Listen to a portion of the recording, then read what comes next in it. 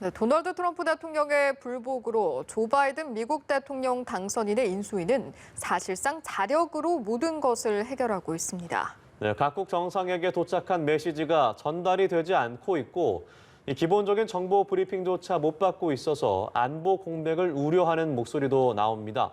워싱턴 연결해서 소식 들어보겠습니다. 이경희 특파원. 네, 워싱턴입니다. 네, 바이든 당선인 이 사실상 현 정부로부터 이 아무런 지원을 받지 못하고 있죠. 그렇습니다. 조 바이든 당선인은 최근 문재인 대통령을 비롯해서 유럽, 아시아 정상들과 잇따라 통화를 했죠. 이 업무를 전직 국무부 고위 관료가 담당한 것으로 전해졌는데요.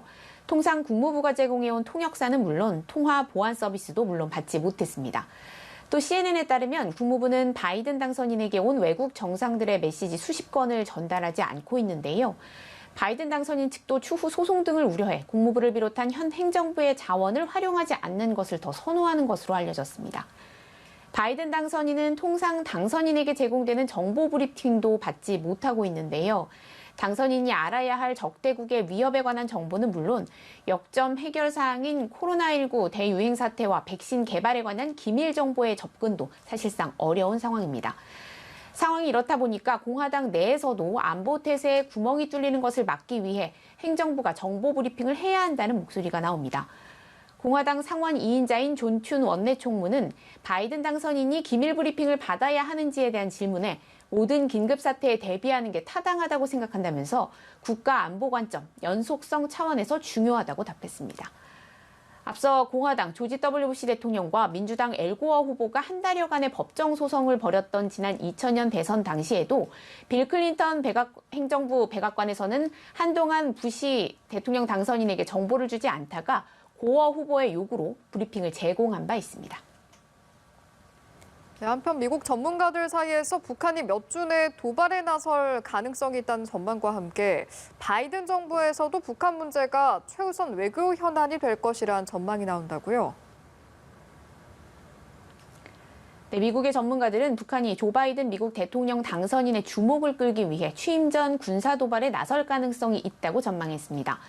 에번스 리비어 브루킹 연구소 선임연구원은 방송 인터뷰에서 향후 몇 주 안에 북한이 핵실험이나 장거리 탄도미사일 시험을 하는 것을 목격할 수도 있다면서 차기 대통령에게 강력한 메시지를 보내려는 것이라고 말했습니다.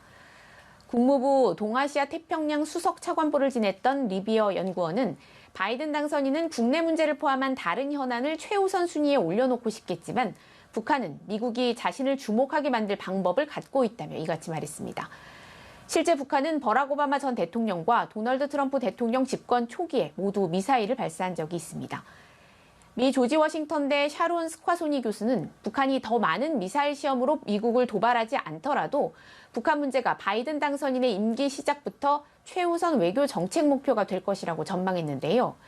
바이든 당선인도 점잖은 무시가 북한에는 통하지 않는다는 것을 알고 있다면서 트럼프 대통령이 한 것보다는 외교적으로 더 조용할지 모르나 앞으로도 우선순위가 될 것으로 생각한다고 말했습니다. 전문가들은 또 바이든 당선인이 한국을 향한 트럼프 대통령의 무리한 방위비 분담 요구를 바로잡아 신속히 합의에 이를 수 있을 것으로 내다봤습니다. 지금까지 워싱턴에서 전해드렸습니다.